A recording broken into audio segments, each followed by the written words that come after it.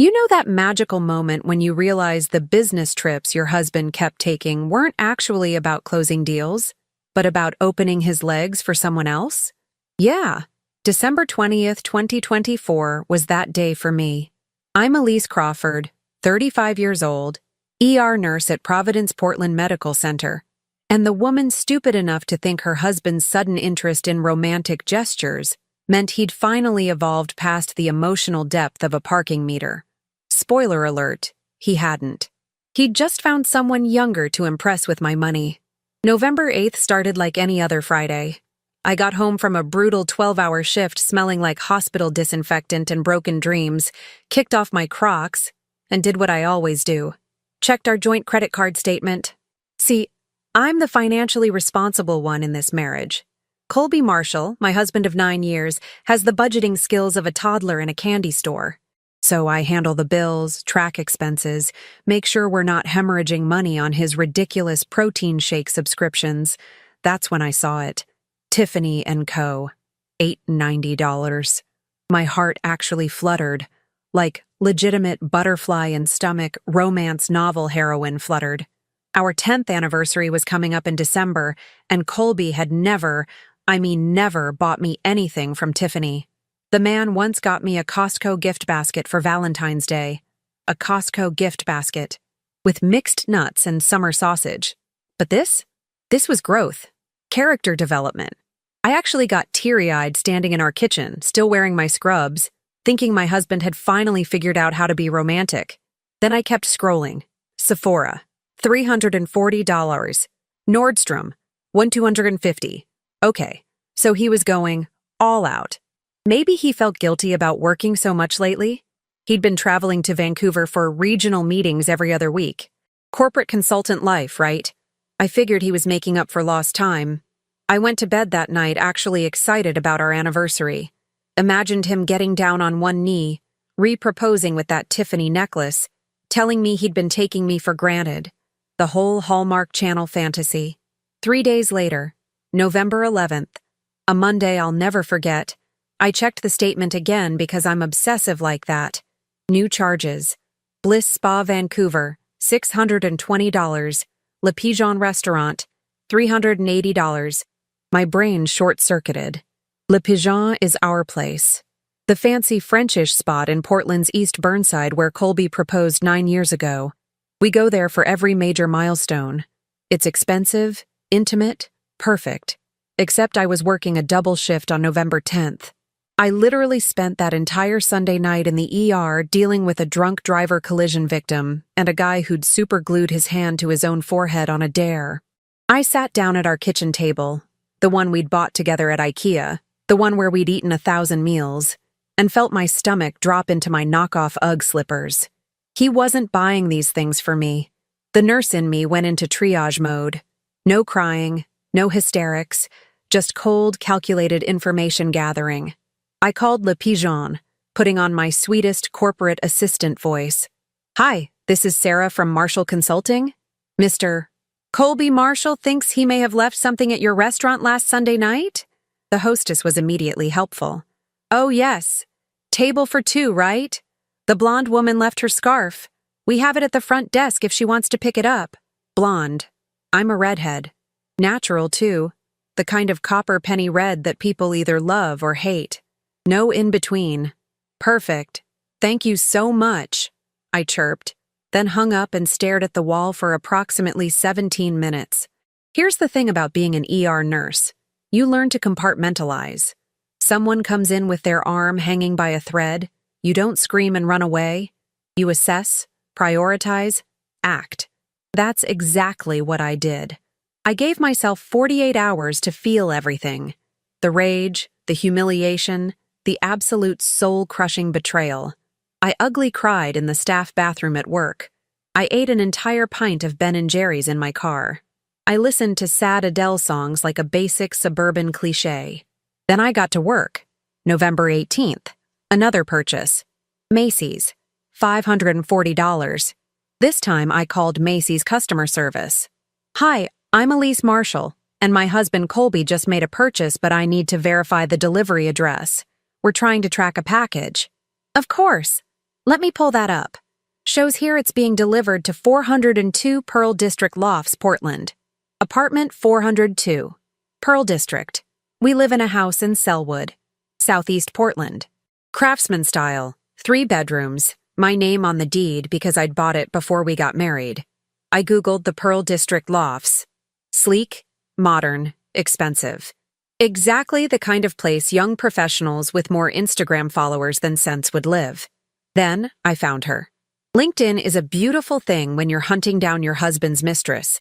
Searched Pearl District Lofts residence with Marshall Consulting, Colby's company, and boom, Lila Brennan, 29 years old. Social media manager at Marshall Consulting. Blonde. Pretty in that manufactured influencer way. All contoured cheekbones and strategic lighting. Her LinkedIn showed she'd started at the company 8 months ago. 8 months. I literally watched her start date and our credit card charges align like some horrible constellation. But here's where I surprised myself. I didn't cancel the cards. Didn't confront Colby. Didn't do anything that would tip him off. Instead, I opened a separate bank account he didn't know about. Transferred my portion of our savings, the money I'd been putting away from my nursing shifts, into it. Then I called Patricia Huang, the toughest divorce attorney in Portland, according to 3 different nurse friends who'd been through this exact situation. I need a consultation, I told her. And I need it to be invisible until I'm ready. Patricia laughed. Actually laughed. Honey, you're going to be my favorite client this year. The next 3 weeks were an Oscar-worthy performance. I should have gotten a SAG card for the acting I did between November 18th and December 20th. Every morning, I woke up next to Colby and smiled, made him coffee, asked about his day, laughed at his mediocre jokes about office politics.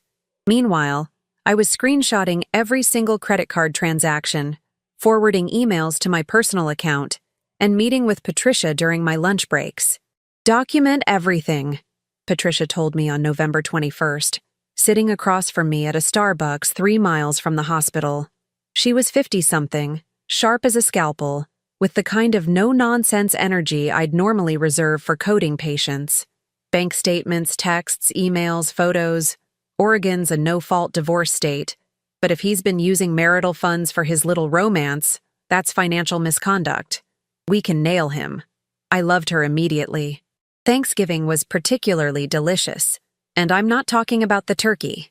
Colby's mother, Diane, invited us to her place in Lake Oswego, one of those sprawling McMansions where every surface screams, "I have money, and you should know it." Diane Marshall is exactly what you'd expect from a woman who names her son Colby. Blonde highlights that cost more than my car payment, athleisure wear from Lululemon, and the personality of someone who's never been told no. We arrived on Thursday, November 28th, around 2 in the afternoon. Diane answered the door in a cream cashmere sweater that probably cost $600. "Elise, darling." She air-kissed both my cheeks like we were in a French film. "You look tired. Are you getting enough sleep?" Translation: "You look like garbage and I'm judging you." 12-hour shifts will do that, I said sweetly. But somebody's got to save lives while everyone else is binge-watching Netflix. Diane's smile tightened. She's never quite forgiven me for having a job that actually matters. Colby's brother Royce was already there with his wife Mabel and their 12-year-old daughter Cora. Royce is basically Colby, but with less hair and more bitterness about being the less successful brother.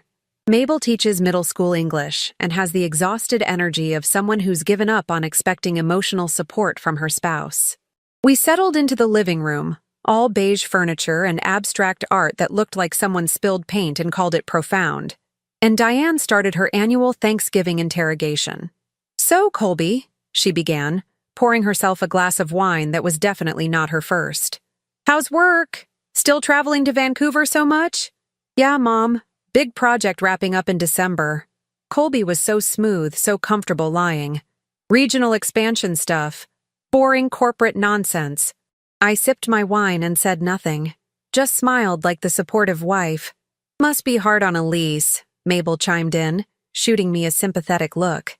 "Being home alone so much." "Oh, I keep busy," I said brightly. "Work keeps me occupied, and I've been doing some financial planning lately, really digging into our accounts. making sure everything's organized for the new year. Colby's hand tightened around his beer bottle. Just slightly, but I noticed. That's wonderful, dear, Diane said, completely missing the subtext. Financial responsibility is so important in marriage. You have no idea, Diane. Dinner was the usual performance. Diane dominated conversation, talking about her book club and her Pilates instructor and her upcoming trip to Scottsdale. Royce made passive-aggressive comments about Colby's salary.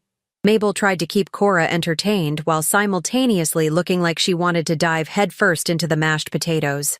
And Colby? Colby checked his phone approximately 14 times during dinner. I counted. Each time, he'd angle the screen away from me. Subtle. Practiced. The moves of a man who'd been doing this for months. "Everything okay, honey?" I asked after the 7th check, my voice dripping with concern. "Just work stuff," he said quickly. "Client emails. On Thanksgiving? You know how it is." I did know. I knew exactly who he was texting. Because I'd already installed a tracking app on our shared phone plan 3 days earlier. Legal? Questionable. Effective? Absolutely. Lila had sent him 17 messages during dinner, including one that said, "Missing you. Can't wait for Vancouver next week." Vancouver, again. After dinner, while Diane was showing off her renovated kitchen to Mabel, I cornered Colby by the dessert table. "So, Vancouver again next week?" I asked casually, cutting myself a slice of pumpkin pie. He looked startled. "What? You mentioned it earlier. Another trip?" "Oh, yeah. Quick one. Just Monday through Wednesday." "Which week?" "December 2nd through 4th. I made a mental note. Patricia would love that.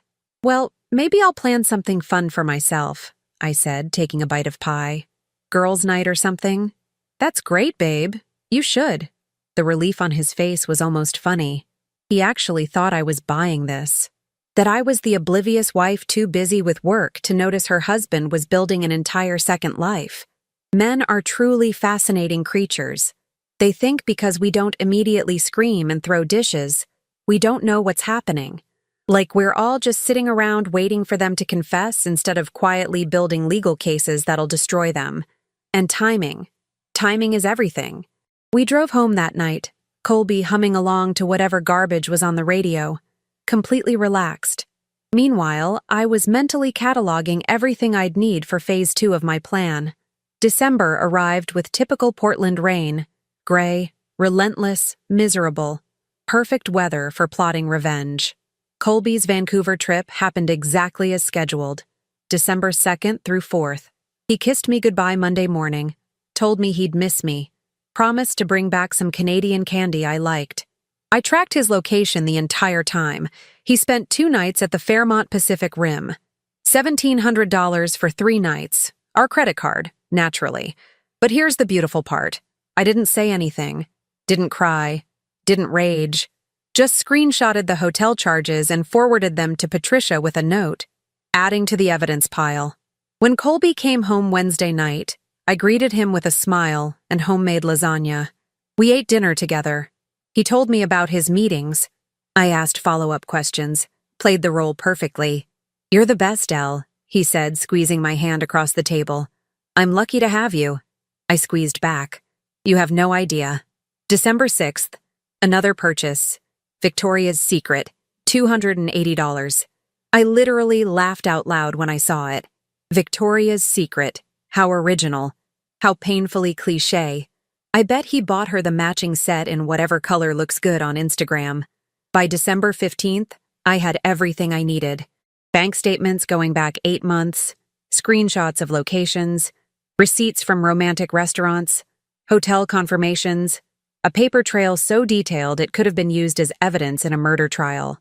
Patricia called it impressively thorough. I called it survival. The weeks leading up to Christmas were perfectly choreographed normalcy.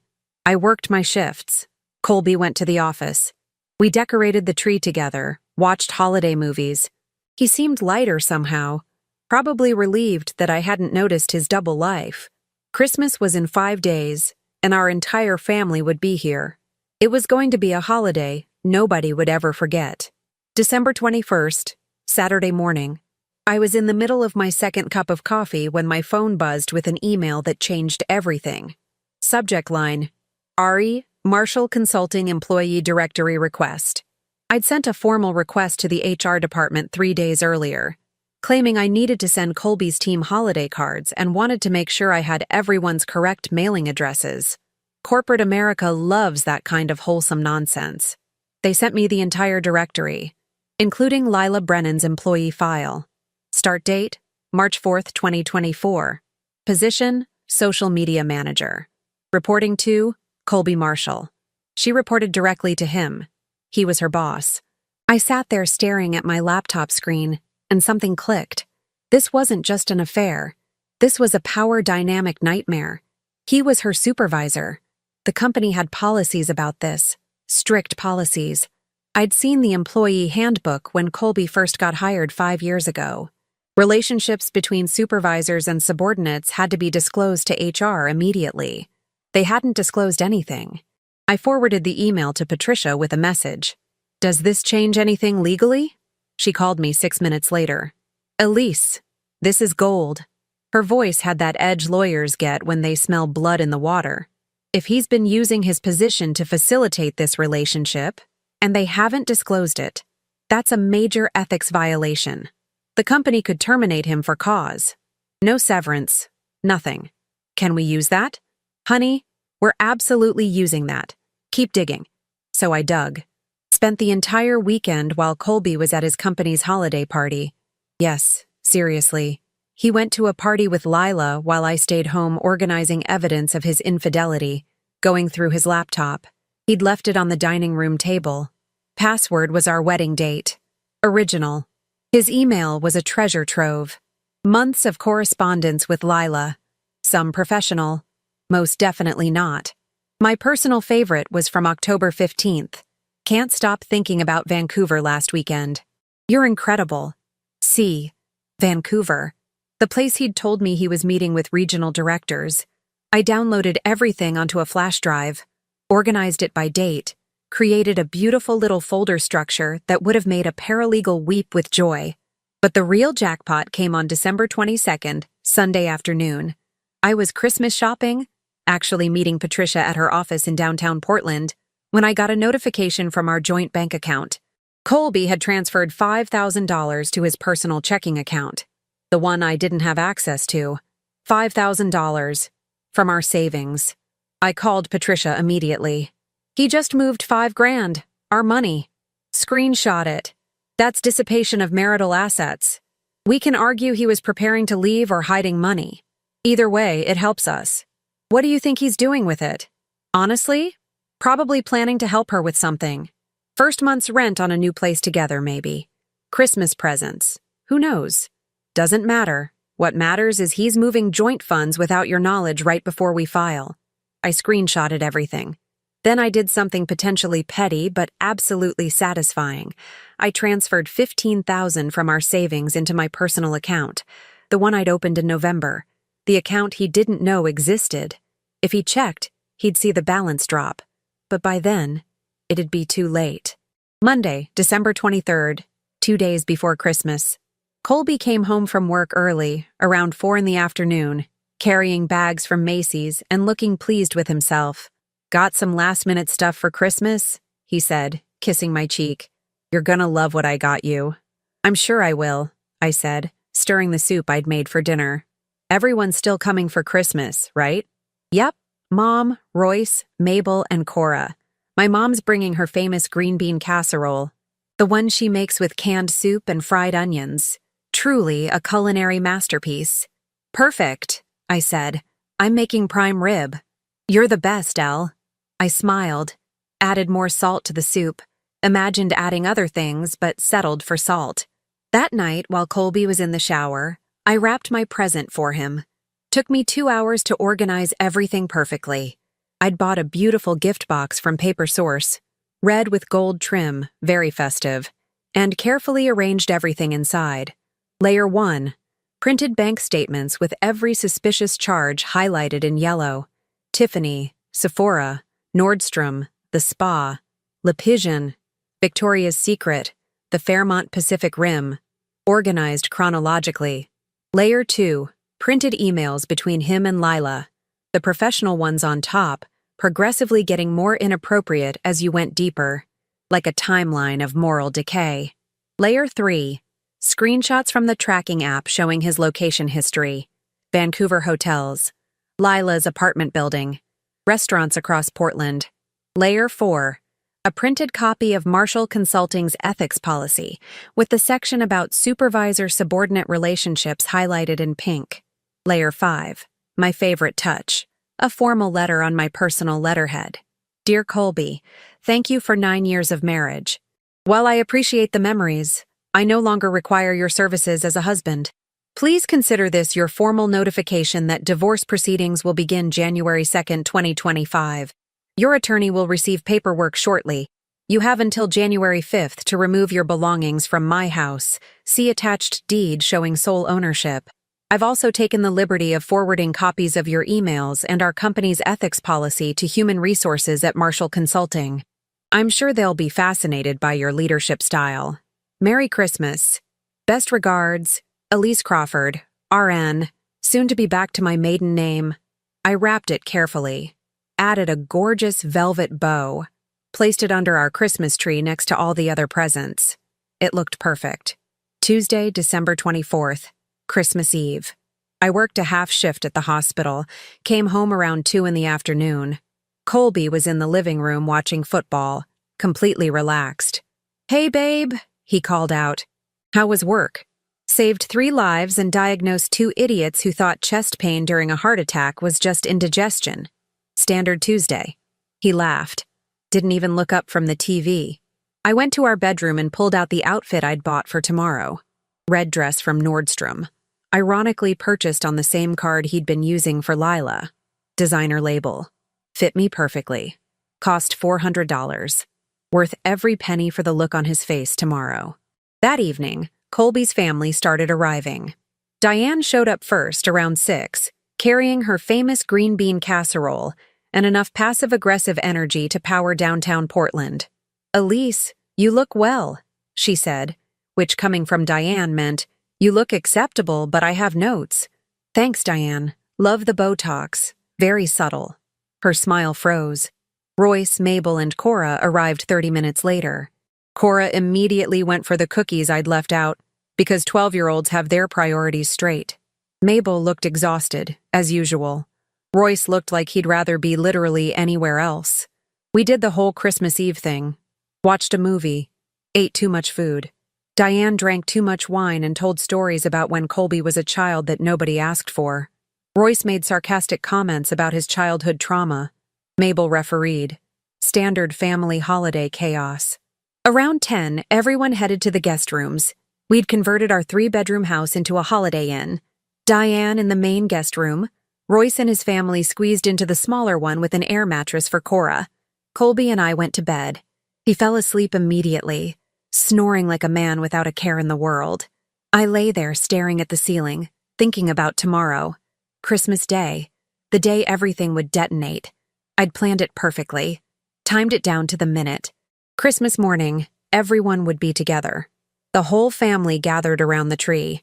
Maximum audience. Maximum impact. And that beautifully wrapped box with the red velvet bow was waiting under the tree like a ticking time bomb disguised as holiday cheer. I smiled in the dark. Tomorrow was going to be legendary. Christmas morning, December 25th, 2024. The day I turned holiday cheer into a weapon of mass destruction. I woke up at 6:30, made coffee, and put on my $400 red dress. Did my makeup like I was going to a wedding. Curled my hair. The whole production. If you're going to burn someone's life down, you might as well look incredible doing it. By 8, everyone was awake. Diane emerged from the guest room in a cream silk robe that probably cost more than my monthly car payment. Royce shuffled out looking like he'd rather be in a coma.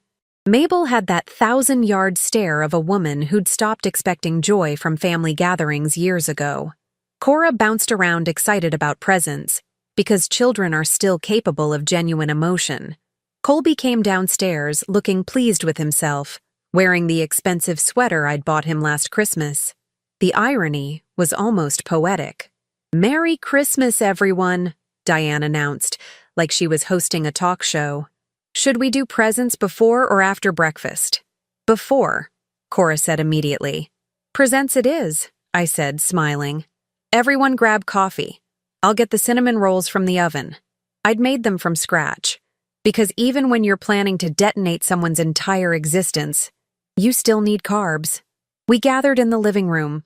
The tree looked perfect. White lights, gold ornaments, that expensive artificial snow Diane had insisted on. All very Pinterest-worthy. And there, nestled among the sweaters and gift cards and Amazon purchases, was my masterpiece. Red box, gold bow, innocent as a lamb. Who wants to go first? Diane asked. Actually, Colby said, standing up with a shopping bag from his car run, I want to give Elise her present first, in front of everyone. My heart rate didn't even change. 9 years of ER nursing teaches you to stay calm during disasters.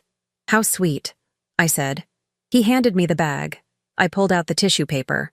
Inside was a scarf. Not even a nice scarf. A basic, generic, clearly bought at Macy's 2 days ago in a panic scarf. Gray. Polyester blend. The kind of thing you grab when you realize you forgot your wife's present. It's beautiful, I lied, holding it up. Thank you, honey. Diane clapped. Mabel looked suspicious. Royce was already on his phone. Your turn, I said, standing up. I walked to the tree and picked up the red box. Handed it to Colby. I put a lot of thought into this one. He grinned. Took the box, shook it slightly. Feels heavy. What did you get me? Open it and see. The room went quiet in that way families do when someone's opening a gift. Everyone watching. Waiting. Colby untied the bow, lifted the lid. I watched his face change in real time. Confusion. Recognition. Horror. He pulled out the first layer of papers. The highlighted bank statements. Saw the charges. Tiffany. Sephora. The hotel. What is this? His voice cracked. Keep going, I said pleasantly. There's more. He dug deeper, found the emails, the ones between him and Lila. His hands started shaking. Diane leaned forward. Colby?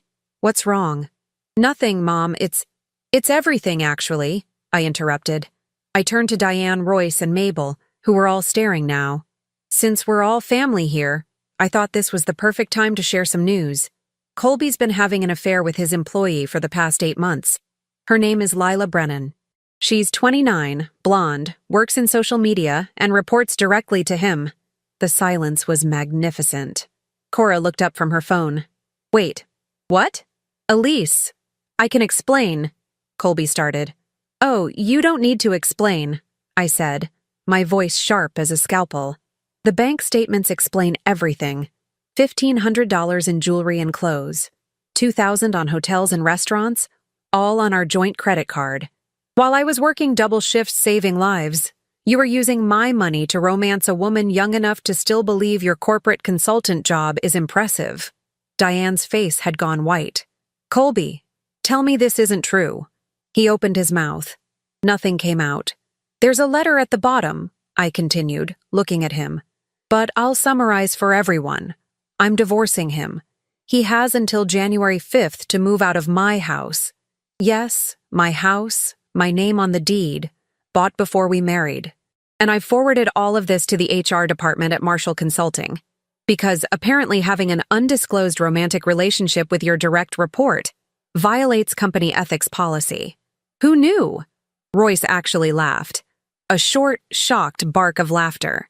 Holy language, Mabel said automatically, glancing at Cora. Elise, please, Colby said, standing up. The papers scattered on the floor around him. Can we talk about this privately? No, we're done talking privately. I spent 6 weeks talking to myself while you were texting Lila during family dinners. Remember Thanksgiving? You checked your phone 14 times. I counted.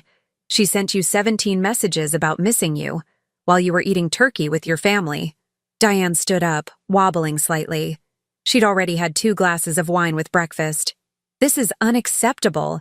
Colby Marshall, how could you do this to your wife? Mom? Don't mom me. You cheated on Elise? After everything she's done for you? She saved your sorry behind when you nearly got fired 2 years ago for missing that client presentation. I'd actually forgotten about that. Nice bonus detail, Diane. And with an employee? Diane continued, on a roll now. You're her boss. Do you have any idea how that looks? How that reflects on this family? Ah, yes. Diane's priorities. Not, how could you hurt Elise? But, how does this make us look? I want a divorce, I said clearly, cutting through the chaos. The papers are ready. My attorney is Patricia Huang. Your attorney can contact her after the holidays. You'll be hearing from her January 2nd.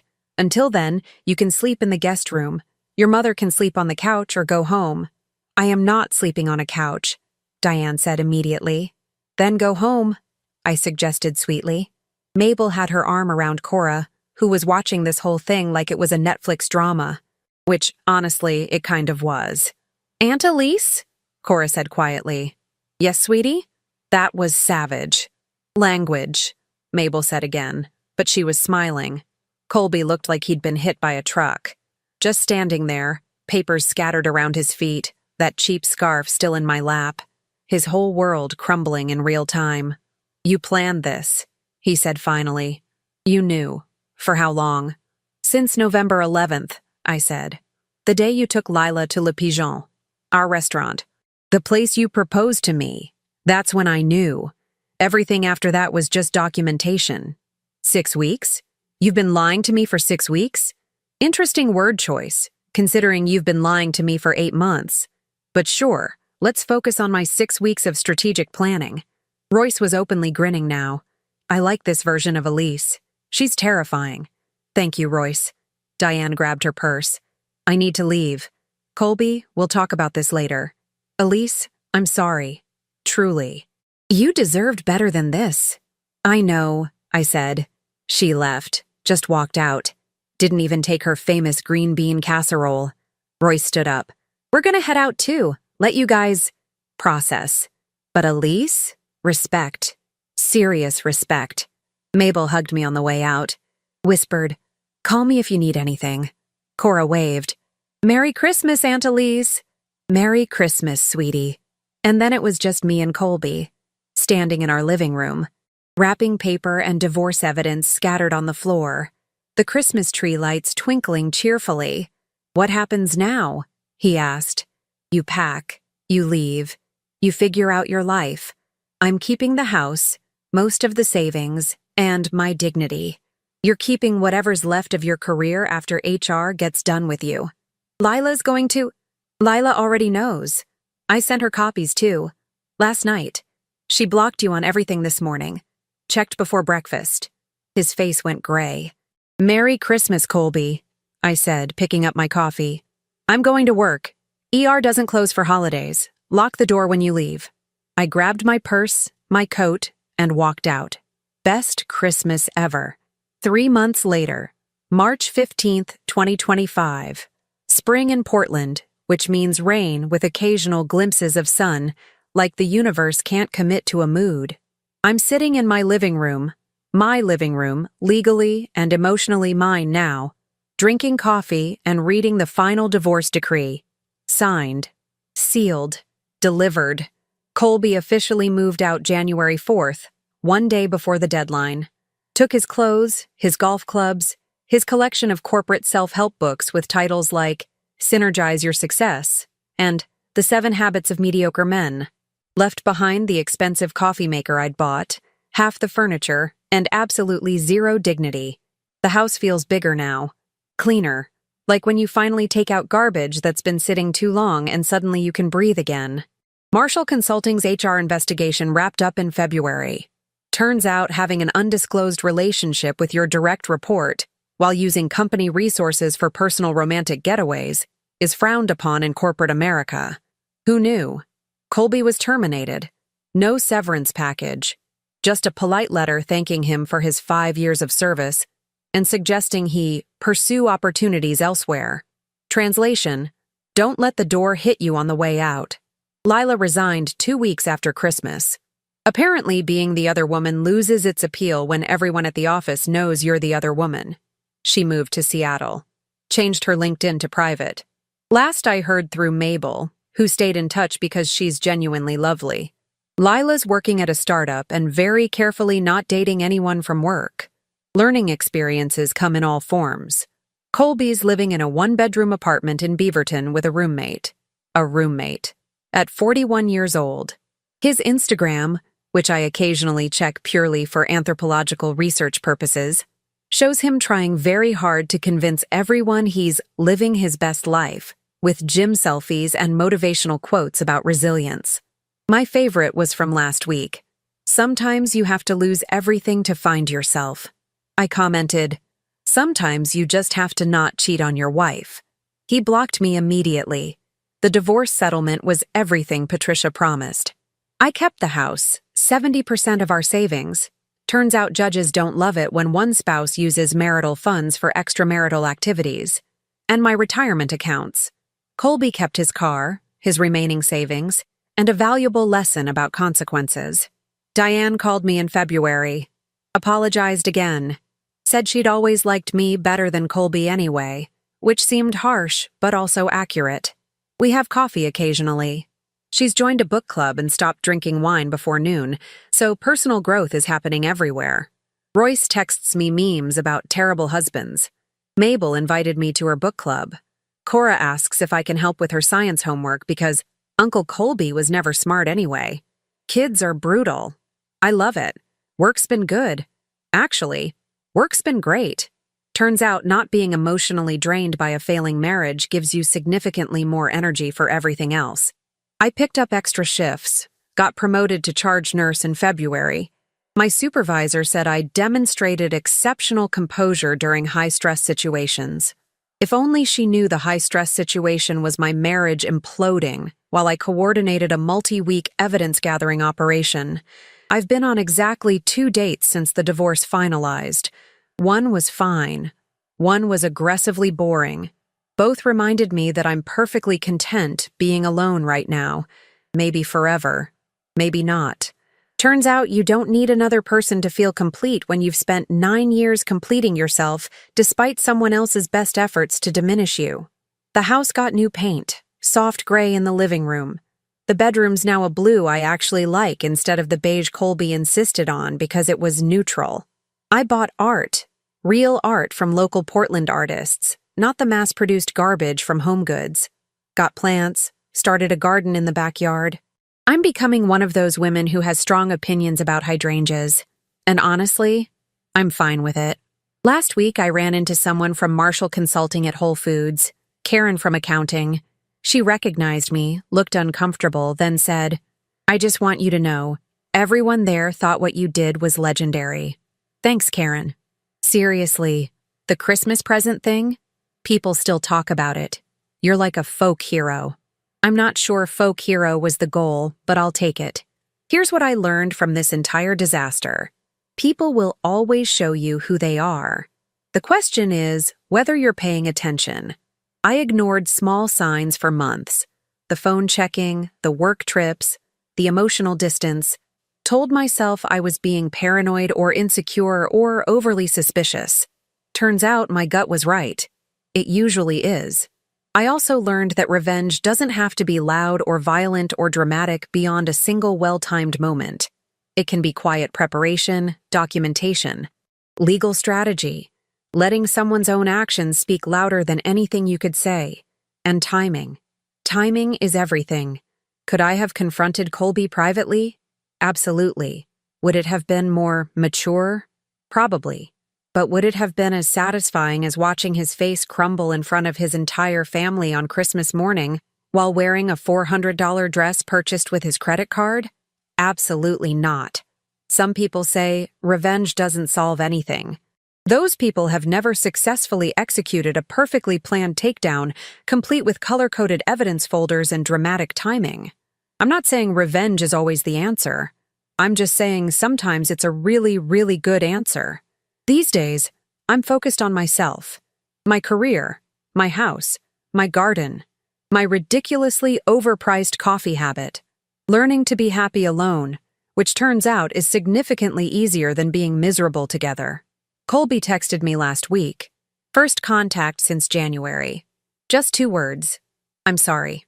I didn't respond. Some apologies come too late. Some bridges burn so thoroughly there's nothing left but ash. And sometimes the best response is simply moving forward without looking back. I'm not angry anymore. I'm not hurt. I'm just done. And you know what? Done feels absolutely perfect.